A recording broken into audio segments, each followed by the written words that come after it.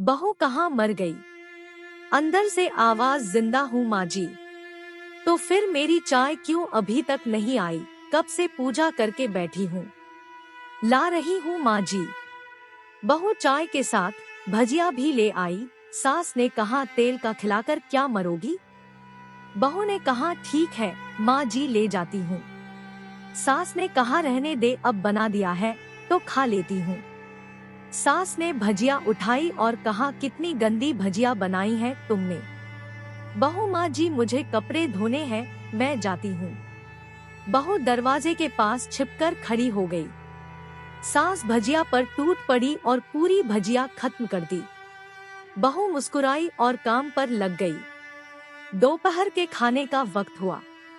सास ने फिर आवाज लगाई, कुछ खाने को मिलेगा? बहू ने आवाज नहीं दी। सास फिर चिल्लाई, भूखे मारोगी क्या? बहू आई सामने, खिचड़ी रख दी।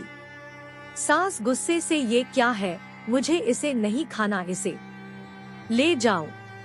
बहू ने कहा, आपको डॉक्टर ने दिन में खिचड़ी खाने को कहा है, खाना तो पड़ेगा ही।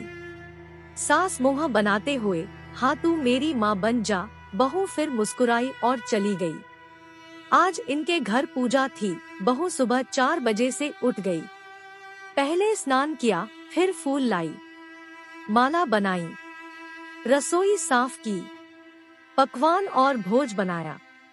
सुबह के 10 बज गए। अब सास भी उठ चुकी थी। बहू अब पंडित जी के साथ भगवान के वस्त्र तैयार कर रही थी। आज ऑफिस की छुट्टी भी थी, उनके पति भी घर पर थे।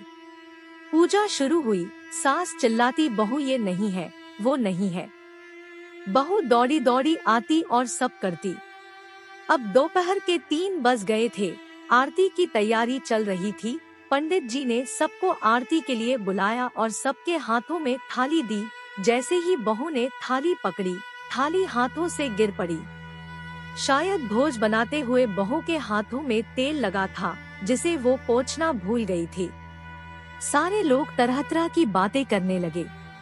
कैसी बहू है, कुछ नहीं आता, एक काम भी ठीक से नहीं कर सकती, ना जाने कैसी बहू उठा लाए।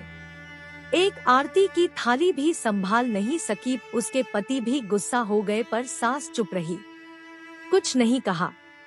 बस यही बोल के छोड़ दिया, सीख रही है, सब सीख जाएगी धीरे धीरे। अब सबको खाना परोसा जाने लगा। बहू दौड़ दौड़ के खाना देती, फिर पानी लाती। करीब 70-80 लोग हो गए थे। इधर 2 नौकर और बहू अकेली, फिर भी वहाँ सारा काम बहुत ही अच्छे तरीके से करती। अब उसकी सास और कुछ आस पड़ोस के लोग खाने पर बैठे। बहू ने खाना परोसना शुरू किया। सबको खाना दे दिया गया। जैसे ही पहला निवाला सास ने खाया, तुमने नमक ठीक नहीं डाला क्या? एक काम ठीक से नहीं करती, पता नहीं मेरे बाद कैसे ये घर संभालेगी। आस पड़ोस वालों को तो जानते ही हो ना साहब, वो बस बहाना ढूंढते हैं नुक्स निकालने का। फिर वो सब शुरू हो गए, ऐसा खाना है, ऐसी बहू है, ये वो वगैरह वगैरह। दिन का खाना हो चुका था। अब बहू बर्तन साफ करने नौकरों के साथ लग गई। रात में जगराता का कार्यक्रम रखा गया था। बहू ने भी 1-2 गीत गाने के लिए स्टेज पर चढ़ी। सास जोर से चिल्लाई, मेरी नाक मत कटा देना, गाना नहीं आता तो मत गा, वापस आ जा। बहू मुस्कुराई और गाने लगी। सबने उसके गाने की तारीफ की, पर सास मुंह फुलाते हुए बोली, इससे अच्छा तो मैं गाती थी जवानी में, तुझे तो कुछ भी नहीं आता। बहू मुस्कुराई और चली गई। अब रात का खाना खिलाया जा रहा था। उसके पति के ऑफिस के दोस्त साइड में ही ड्रिंक करने लगे। उसका पति चिल्लाता, थोड़ा बर्फ लाओ, तो सास चिल्लाती, यहाँ दाल नहीं है। फिर चिल्लाता, कोल्ड ड्रिंक नहीं है, पापड़ ले आओ। इधर उधर आखिरी में उसके पति की शराब गिर पड़ी उसके एक दोस्त पर और बोलत टूट गई। पति गुस्से में 2 झापड़ अपनी पत्नी को लगाते हुए कहता है, जाहिल कहीं की, देखकर नहीं कर सकती, तुझे इतना भी काम नहीं आता। सारे लोग देखने लगे। उसकी पत्नी रोते हुए कमरे की तरफ दौड़ी। फिर उसके दोस्तों ने कहा, क्या यार, पूरा मूड खराब कर दिया, यहाँ नहीं बुलाया होता, हम कहीं और पार्टी कर लेते। कैसी अनपढ़ गंवार बीवी ला रखी है तूने। उसे तो मेहमानों की इज्जत और काम करना तक नहीं आता, तुमने तो हमारी बेइज्जती कर दी। अब आस पड़ोस की औरतों को और बहाना मिल गया था। वो कहने लगी, देखो क्या कर दिया तुम्हारी बहू ने, कोई काम की नहीं है। मैं तो कहती हूँ अपने बेटे की दूसरी शादी करा दो, छुटकारा पाओ इस गंवार से।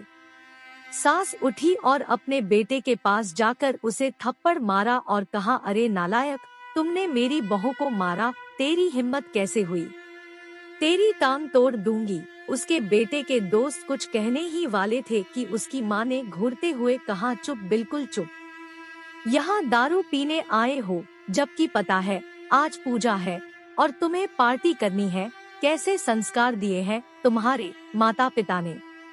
और किसने मेरी बहू को जाहिल बोला, जरा इधर आओ, चप्पल से मारूंगी अगर मेरी बहू को किसी ने शब्द भी कहा तो।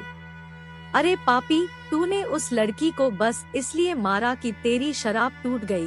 पापी, वो बच्ची सुबह 4 बजे से उठी है, घर का सारा काम कर रही है, ना सुबह से नाश्ता किया ना दिन का खाना खाया, फिर भी हंसते हुए सबकी बातें सुनते हुए, ताने सुनते हुए घर के काम में लगी रही। तेरे यार दोस्तों को वो अच्छी नहीं लगी, जूते से मारूंगी तेरे दोस्तों को जो कभी उन्होंने ऐसा कहा। उसके यार दोस्त चुपके से खिसक लिए। अब सास बहू के कमरे में गई और बहू का हाथ पकड़कर बाहर लाई। सबके सामने कहने लगी, किसने कहा था अपनी बहू को घर से निकाल के दूसरी बहू ले आना, जरा सामने आओ। कोई सामने नहीं आया। फिर सास ने कहा, तुम जानते भी क्या हो इस लड़की के बारे में, ये मेरी माँ भी है, बेटी भी। माँ इसलिए मुझे गलत काम करने पर डांटती है और बेटी इसलिए कभी कभी मेरी दिल की भावनाएं समझ जाती है। मेरी दिन रात सेवा करती है, मेरे 1000 ताने सुनती है पर एक शब्द भी गलत नहीं कहती, ना सामने ना पीठ पीछे। और तुम कहते हो दूसरी बहू ले आऊं। याद है ना छुटकी की दादी अपनी बहू की करतूत। सास ने गुस्से से पड़ोस की महिला को कहा, अभी पिछले हफ्ते ही तुम्हें मियां बीवी भूखे छोड़ घूमने चले गए थे। मेरी इसी बहू ने 7 दिनों तक तुम्हारे घर पर खाना पानी, यहाँ तक कि तुम्हारे पैर दबाने जाती थी और तुम इसे जाहिल बोलती हो। जाहिल तो तुम सब हो जो कोयले और हीरे में फर्क नहीं जानते। अगर आइंदा मेरी बहू के बारे में किसी ने एक लफ्ज भी बोला तो मुझसे बुरा कोई नहीं होगा, क्योंकि ये मेरी बहू नहीं, मेरी बेटी है। बहू सिसकियां लेते हुए फिर कमरे में चली गई। सास ने एक प्लेट उठाई और भोजन परोसा। रब बहू के कमरे में खुद ले गई। सास को भोजन लाते देखा तो बहू ने कहा, अरे माँ जी, आप क्या कर रही हो, मैं खुद ले लेती। सास ने प्यार से ताना मारते हुए कहा, डर मत, इसमें जहर नहीं है, मार नहीं डालूंगी तुझे। तुझे नई सास चाहिए होगी पर मुझे अभी भी तू ही मेरे घर की बहू चाहिए। बहू ने अपनी सास को रोते हुए गले से लगा लिया। सास भी रो दी पहली बार और कहा, चल खाना खा ले। फिर मजाक करते हुए कहा, फिर मेरे पैर दबाने चले आना और ये ख्याल मन में मत लाना कि सास पैर बोलती है, किसी दिन मैं इसका गला दबा दूंगी, क्योंकि कभी मैं भी यही सोचती थी। दोनों खूब हंसने लगती हैं। हेलो दोस्तों, आपका हमारे चैनल स्टोरी प्लीज पर बहुत बहुत स्वागत है। इसी तरह की और इंटरेस्टिंग वीडियोस देखने के लिए हमारे चैनल को सब्सक्राइब करके बेल आइकन जरूर दबाएं। Thank you.